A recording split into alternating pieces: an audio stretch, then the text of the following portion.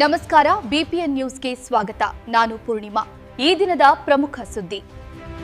ಕಿಮ್ಸ್ ಆಸ್ಪತ್ರೆಯಲ್ಲಿ ಅನಾರೋಗ್ಯದಿಂದ ದಾಖಲಾಗಿರುವ ಸಚಿವ ಡಿ. ಸುಧಾಕರ್ ಅವರ ಆರೋಗ್ಯ ವಿಚಾರಿಸಲು ಅಟ್ಟಿಕಾ ಗೋಲ್ಡ್ ಸಂಸ್ಥೆಯ ಮಾಲೀಕರಾದ ಡಾ. ಬೊಮ್ಮನಹಳ್ಳಿ ಬಾಬು ಭೇಟಿ ನೀಡಿದ್ದಾರೆ.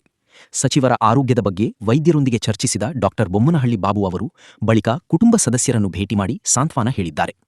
ಮಾಧ್ಯಮ ಪ್ರತಿನಿಧಿಗಳೊಂದಿಗೆ ಮಾತನಾಡಿದ ಅವರು, ಡಿ. ಸುಧಾಕರ್ ಅವರ ಆರೋಗ್ಯ ಸ್ಥಿತಿ ಈ ರೀತಿಯಾಗುತ್ತದೆ ಎಂದು ನಿರೀಕ್ಷಿಸಿರಲಿಲ್ಲ. ವೈದ್ಯರು ಸಮರ್ಪಕ ಚಿಕಿತ್ಸೆ ನೀಡುತ್ತಿದ್ದಾರೆ ಎಂದು ತಿಳಿಸಿದ್ದಾರೆ. ಇದು ಆತಂಕಕಾರಿ ವಿಷಯವಾದರೂ ಅವರು ಶೀಘ್ರದಲ್ಲೇ ಸಂಪೂರ್ಣ ಚೇತರಿಸಿಕೊಳ್ಳುತ್ತಾರೆ ಎಂಬ ನಂಬಿಕೆ ನಮ್ಮಲ್ಲಿದೆ ಎಂದು ಹೇಳಿದ್ದಾರೆ. ಸಚಿವರ ಆರೋಗ್ಯ ಸುಧಾರಣೆಗೆ ರಾಜ್ಯದ ಜನರು ಪ್ರಾರ್ಥನೆ ಸಲ್ಲಿಸುತ್ತಿದ್ದು, ಅವರು ಬೇಗ ಗುಣಮುಖರಾಗಲಿ ಎಂದು ನಾನು ಸಹ ದೇವರಲ್ಲಿ ಪ್ರಾರ್ಥಿಸುತ್ತೇನೆ ಎಂದು ಹೇಳಿದ್ದರು. ನನ್ನ ಗೆಳೆಯರಾದ ಸುಧಾಕರ್ ಅವರ ಆರೋಗ್ಯ ನೋಡೋಕ್ಕೆ ಆಸ್ಪತ್ರೆಗೆ ಬಂದಿದ್ದೆ. ಅವ್ರ ಫ್ಯಾಮಿಲಿಯವರು ನೋಡಿ ಮಾತಾಡಿದೆ. ಡೈಲಿ ಡೆವಲಪ್ ಆಗ್ತಾ ಇದ್ದಾರೆ ಅಂತ ಮಾಹಿತಿ ಕೊಟ್ಟರು. ನಾನು ಕೂಡ ದೇವರಲ್ಲಿ ಪ್ರಾರ್ಥನೆ ಮಾಡ್ತೀನಿ. ಈ ಸುಧಾಕರ್ ಅಂತ ಒಂದು ಸಾಮಾನ್ಯ ಒಂದು ವ್ಯಕ್ತಿ 4 ಬಾರಿ ಒಂದು ಕ್ಷೇತ್ರ ನಿರ್ವಹಣೆ ಮಾಡಿ ಜನರ ಮಧ್ಯದಲ್ಲಿ ಒಂದು ಜನರ ಮನಸ್ಸಲ್ಲಿ ಇರೋ ವ್ಯಕ್ತಿ.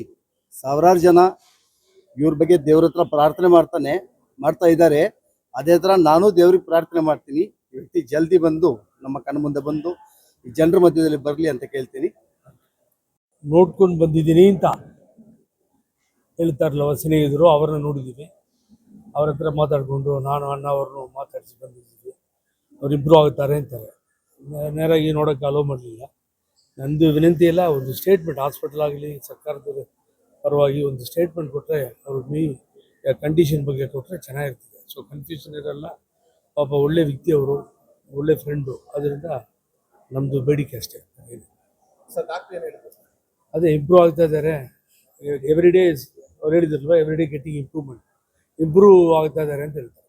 ಇನ್ಫೆಕ್ಷನ್ ಆಗಿದೆ, ಇನ್ಫೆಕ್ಟ್ ಆಗೋದ್ರಿಂದ ಯಾರು ನೋಡೋಕ್ಕಾಗಲ್ಲ.